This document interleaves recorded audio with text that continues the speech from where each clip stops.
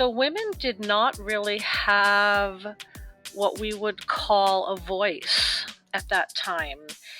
And that's why I love creating fictional characters who I can give a voice to.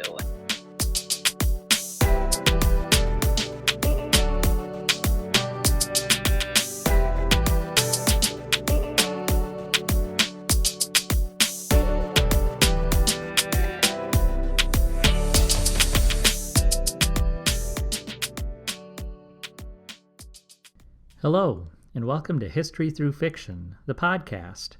I'm your host, Colin Mustful, and today I am happy to be joined by E Sweeney, author of the novels Eliza Waite and Answer Creek.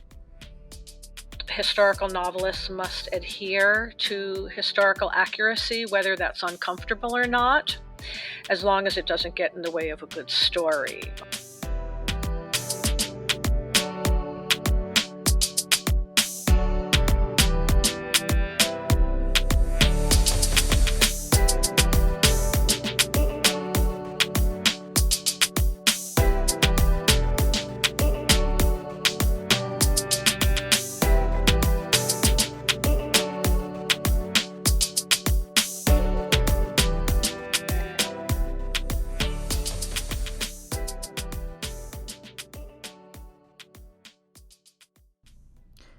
E Sweeney is a Washington-based historical novelist who's long been enamored with underserved women's voices.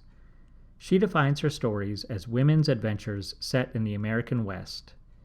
Ashley is a seasoned journalist, teacher, and community activist. She served as a Vista volunteer in the late 1970s and continues community service today as a member of the Seroptimist International, one of the largest women's advocacy organizations in the world.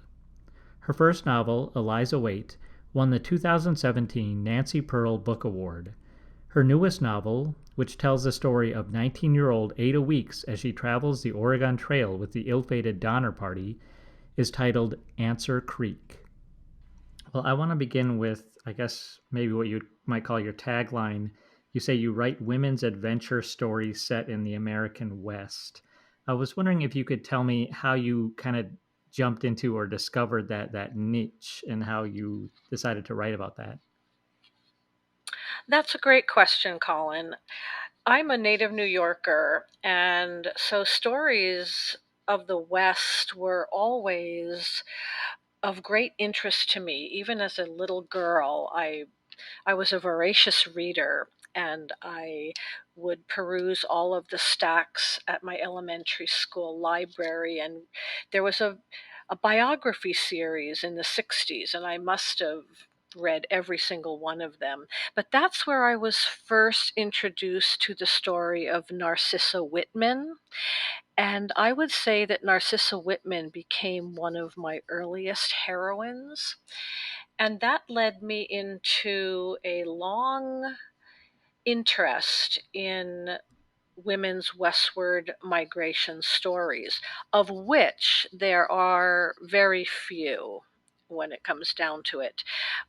Even as a college student at Wheaton College in Norton, Massachusetts, I studied American literature and American history, and I would go down rabbit holes for weeks at a time doing research on women's stories and reading women's diaries of the westward journey. So you could say that I've had a long love of the genre, and when it came time to write my first novel, which took 8 years, by the way, Eliza Waite, I focused on a fictional protagonist in the West, and the novel came out to great acclaim and won the prestigious Nancy Pearl Award. And I thought, I have a readership here, and there are so many stories to tell. So I came at it from a very long history of being interested in Western women. And now I feel like I can tell their stories. Although I must mention that all of my protagonists are fictional, and I place them within a historic context so that people are familiar with the time and the place, but it's a completely new character. I'd say a mosaic of many other Western women. Well, that's interesting, and I'd like to ask you more about that. But before I do, you struck my curiosity. Who is Narcissa Whitman? Oh, she traveled with her husband, Marcus Whitman. And if you reach far back into your American history, you might know that they started a mission in Walla Walla, Washington, and they were eventually massacred by the tribe who they had come to help. And there's a shrine there in Walla Walla, Washington, which is in the very southeastern corner of Washington, and a lovely meditative spot there where they had their home along the river, and there's an interpretive center there now in beautiful, beautiful surrounding. Wow, I can see how that got you interested. So you say you make fictional characters set within history. Are they composites of people that you've researched, or how exactly do you decide to do that? Well, with any research for historical fiction, I am rooted in the premise that historical novelists must adhere to historical accuracy, whether that's uncomfortable or not, as long as it doesn't get in the way of a good story. If I need to change an event, I always note that in the afterword. But there's a lot of uncomfortable information and subjects, even taboos, that we uncover when we research for historical fiction. There's patriarchy and xenophobia and misogyny, domestic violence, racism. It's all there. And so in researching and wanting to, as I say, adhere to historical accuracy, I can't pump out a novel in less than 2 years. It's impossible. If you're wanting to get the facts completely right, there are a lot of rabbit holes that you go down, and there are a lot of placeholders that you put in a manuscript to go back and check and recheck and triple check. But I have posted above my desk a wonderful quote from Francis Parkman, who was a 19th century journalist. And he says, faithfulness to the truth of history involves far more than research, however patient and scrupulous, into special facts. Such facts may be detailed with the most minute exactness, and yet the narrative taken as a whole may be unmeaning or untrue. The narrator must seek to imbue himself, or herself in this case, with the life and spirit of the time.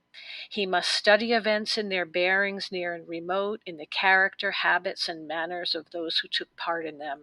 He must himself be, as it were, a sharer in the actions he describes. So I have a method that I do that, Colin, and it's the role of daydreaming. And how I do that is I come to my desk and I close my eyes and I invite characters into a scene. And then I watch them interact. And then, after maybe 5 or 10 minutes of that, then I get to my writing. So I don't actually direct their movements and their conversation. I watch them as if I'm watching a movie inside of my head, and then I bring that scene to a page. So all of that comes with underlining that I have to get it right. I have to get every single aspect of that right. Well, that's fascinating, and that's a great quote that you shared with us. And I'm actually really glad, as a historian, as a novelist, just to hear your integrity for the process. And Right. go Well, ahead. beta readers, they're always clamoring for more detail Mhm. after, between a first and a second and a third draft. And so I wrote down a couple of questions that they've asked me over the years, and I just love it because a reader is so hungry for these details. How cold was it? What clothing did she wear? How did they bathe? How did they do laundry? How did they combat filth and vermin and disease? Tell me about their diet. How did they procure it and how did they cook it? What were their ailments and how were they treated? How did they prevent pregnancy or endure childbirth? What were their funereal practices? Tell me about the tools and firearms. What kind of hooch did they drink? Wow. So those are the questions that I ask myself of every character in his or her time frame. And so, in a way, between 9 and 1 every morning and into the afternoon, I live in a different century, Colin. I live in the 19th century. And I don't answer my phone. I don't go on social media. I don't check my emails. I mean, unless it's an emergency, I'm living in a completely different time. And then about 1 o'clock, I join the 21st century and I, get dressed and go about the rest of my day. So I live in two different worlds, and probably other historical novelists will tell you something similar. Mhm. Well, I think it just goes to show just how detailed historical fiction is, and that you have to do the research about the historical events and people, but then you have to go further and try to understand how they lived too. Right, and creating believable conversation without making it too florid in the sense of 19th century dialogue. It is a challenge, and as a historical novelist or as a historian also, if you get a fact wrong, your readers are going to tell you about it. And so it does hang very heavily over my head that I need to get it right. And I did hear from one reader, from Eliza Waite, who said that I had a minor error in the novel. And she went on to tell me that she lived in Skagway, Alaska, and that I had had mule deer in Skagway, Alaska, but actually, even though they're indigenous to southeastern Alaska, they do not come down into the town itself. And so now that's not saying that they didn't come down into the town in 1898, but I thanked the reader profusely for pointing that out to me. And I'm not I'm human. I'm not infallible. So there could be a small error that slips by. But if that's the extent of it, I feel like I've done a really good job on the rest of the 343 pages of facts. I would say so. So how, you say you go through this whole process and you need at least 2 years, and you go through beta readers. How do you actually decide or feel comfortable when a book is ready to be published? Oh, I don't think a book is ever ready to be published, Colin. I think that you're barking up a deadline and you need to adhere to the deadline. I have a long career as a journalist, and so I know that I work well under a deadline, and I would I would give myself an A on my work. I'd love it to be an A plus, but in some ways I don't think I would ever be finished with a novel if I didn't have a deadline. To get it to the point of the deadline, however, I go through 4 drafts. I do a first draft that I have 2 different beta readers read serially with me as I'm writing, so that they're asking all kinds of questions along the way. as I'm writing. And then the second draft is probably my favorite because that's when I'm really fleshing it out with all of the historical accuracy. And then it goes out to a series of about 10 readers, and I get that back. And the third draft is really hard work because that's when I'm analyzing everything: content, order, dialogue, everything. And then I let it sit for about a month before I go through it the fourth time. And that's when I'm at the absolute micro level of word choice and sentence structure. And so it's definitely, each one of those drafts is so important to the health of the novel.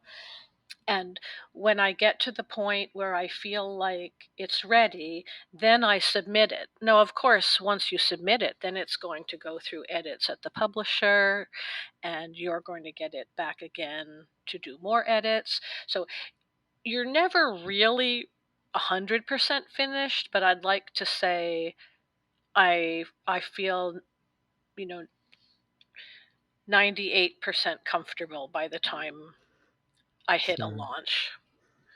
Well, I'm glad you know, gave us that process of yours. It really goes to show the value of your work. Literature itself has value, but then to kind of see how much work goes into it, I mean, gives us all a lot more appreciation for the work of a novelist. Well, it's a long, lonely process, and over my life, I have actually evolved from being quite an extrovert to more of an introvert. And I think life can do that to you for a number of reasons. So I'm very comfortable at my desk and I'm very happy here. I'm grounded when I'm here. And there's really no place I'd rather be. I mean, I love being with my family and I love being at the beach and I love being out on the boat and I love being with friends, but I crave being back at my desk. And so I never have writer's block. If anyone ever asks me that question, I just don't understand that construct. And this is where I feel like I have the most to give. We've all been given certain gifts in our lives, and I feel that I have to use this gift. And I have the time now that I'm retired that I can be giving this my full attention.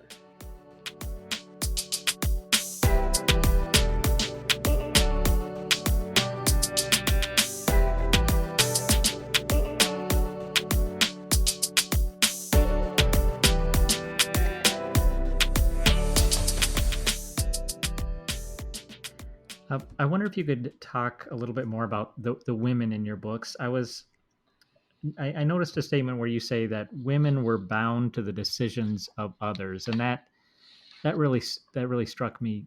Tell me about the situation that the women during that time period were in, and how you convey that throughout your books. Well, in the 19th century and into the 20th century, actually, women were slash are second class citizens in many societies. And while they may not have been chattel, they were definitely bound to the decisions of their fathers, their brothers, their uncles, then their husbands, and lastly, their sons, if they were blessed with any. So women did not really have what we would call a voice at that time. And that's why I love creating fictional characters who I can give a voice to, and they can stand up against what I described before: patriarchy and racism and xenophobia and misogyny and violence, and speak from a place in the past that's still going to speak to a woman who's reading, or a man actually, reading the narratives today. I call them forgotten women, and they're intriguing, they're mystifying. But again, I feel like a mosaic artist. I'm taking bits and pieces from ordinary lives to conjure up characters who I hope are unique and extraordinary and can still have a voice. There's a scene at the end of Answer Creek, and without giving away too much of the ending, I have the protagonist reaching into the future to speak to a descendant in a dream. And I like to think that my ancestors, my foremothers and foregrandmothers, are really speaking to me in different ways. And I don't mean that I hear their voices, Colin. I just mean that there's a gravitas as a woman today to listen to what women in the past have endured and the strides that they've made to bring us to where we are today. I mean, it's really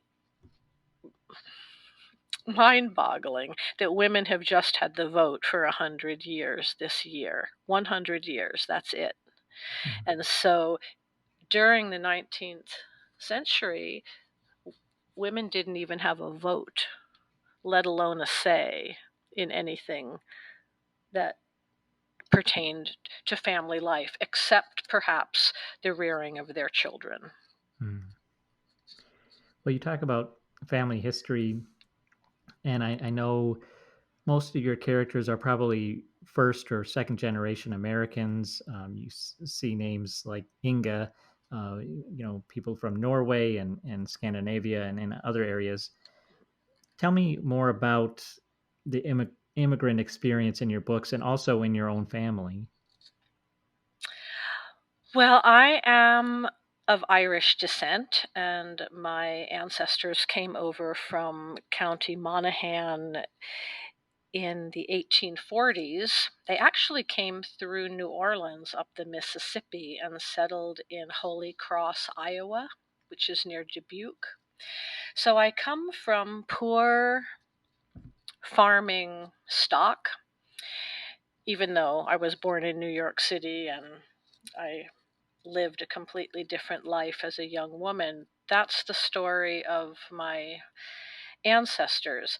And the women who peopled the American West were often immigrants, and they stuck to their own people. You read about German communities and Norwegian communities and Irish communities. They were bound together by family and by faith, a lot of them. What was different about the westward diaspora in the 1840s to 1850s is people from different immigrant experiences were forced to travel together as they made their way toward a common destination with a communal common goal, which was a better life for themselves and their families in California or in Oregon. So there is a lot of dissent in Answer Creek because we have Irish families traveling with German families, traveling with English families, traveling with Appalachian families, and there was distrust. There was often thieving. There were fights. And it was really the first time, other than in inner cities, where we have groups of people from different backgrounds who are thrown together. Now, try to compound that with the Donner Party story, where we have immigrants stranded on the eastern side of the Sierra Nevada mountains for 124 days with nothing to eat except shoe leather and blankets and book covers before they descended into cannibalism. So there's definitely a lot of angst in the book, and that will come through to a reader, and once they realize that this was probably the first time that people of different stripes were traveling together, then they can try to understand the gravitas of that situation. Well, it really is hard to imagine what that must have been like, but your book does a great job of bringing that to life for readers, I think. Thank you. I do believe my readers will resonate with this story too. At this time, I wrote a piece for my local newspaper a couple of weeks ago about how our sheltering in place pales in comparison to the sheltering in place of the Donner Party. And it really puts everything into perspective. Hmm. So, your book Answer Creek, it takes place on the Oregon Trail, and it got me thinking: is can tourists today can they take a historic tour of the Oregon Trail? Oh, definitely. My husband and I did the trail 2 summers ago. We started in Omaha, Nebraska, instead of Independence, Missouri, because of a family issue that we couldn't get away as early as we had hoped to. But the story doesn't open until west of Omaha. So we began in Omaha and traveled for a month to Sacramento, California, which basically the Oregon Trail is I-80 that travels across the center of our country. So people who are traveling I-80 on any given day might not even know that they're traveling basically in the mirrored footsteps and wagon ruts of the Oregon Trail. So there are many wonderful museums, Colin, and historical markers and places where that you can get off the beaten trail and actually stand in the original wagon ruts. It's Wow. almost akin to the sacred when you're standing there. There was one spot that was especially poignant for me, and that was at the crest of the Continental Divide in southwestern Wyoming near South Pass, 7,000 feet. And I stood in a place that's been untouched by history. There were no roads or buildings or fences or cell towers, nothing but land and sky. And I turned 360 degrees to see nothing that Ada Weeks would not have seen. And I I've said before in one other interview that in geological time, 175 years is not even a blink of an eye. So standing there, I could really picture Ada having just come over the pass maybe the day or two before, or maybe she was just a day or two behind me, and she might as well have been right next to me, even though she's fictional, because I had the experience of it's relentless wind on this trail, let me tell you that, and relentless dust. And they walked the entire journey. People think from Western movies that the overland travelers traveled in wagons. They did not. Nobody traveled in wagons unless they were elderly or infirm or had just given birth.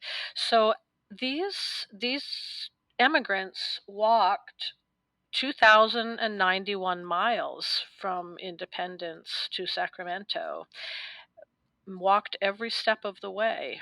And if you just think of that as you're whizzing by on I-80, again, that really, really makes you think about time and distance, weather, forces of nature. It becomes very real to you when you take that trip. So yes, you can take as long as you want on on the trip from Independence to Sacramento, and if you give yourself enough time and you have the inclination to do so, you can really walk in the same footsteps as a lot of our ancestors. That just sounds like an amazing experience, and yeah, you've got me itching to do it. Or to go anywhere at this Yeah. point. So tell me about Flora. Who is Flora? Well, Flora was to be my next protagonist. I have been working a couple of years on a manuscript about a young Scottish woman who travels to Astoria, Oregon during the height of the fur trading empire.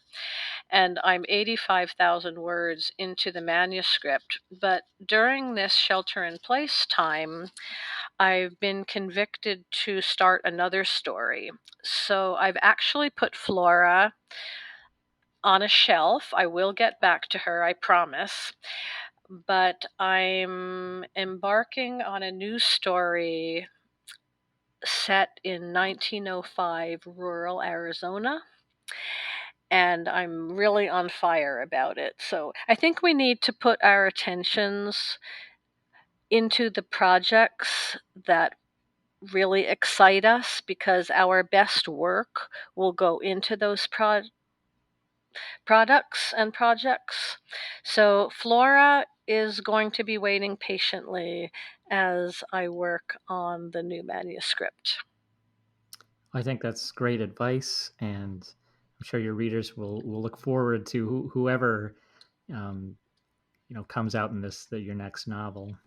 Yes, I did a Facebook takeover the other day, and I asked the readers to give me ideas for the protagonist's name, and I have many, many names to put on a merry-go-round and decide what name will really land. So I don't have a name for her yet. I do know where the story begins and I know where the story ends. That's the only thing I know when I embark on a novel, where it starts and where it ends.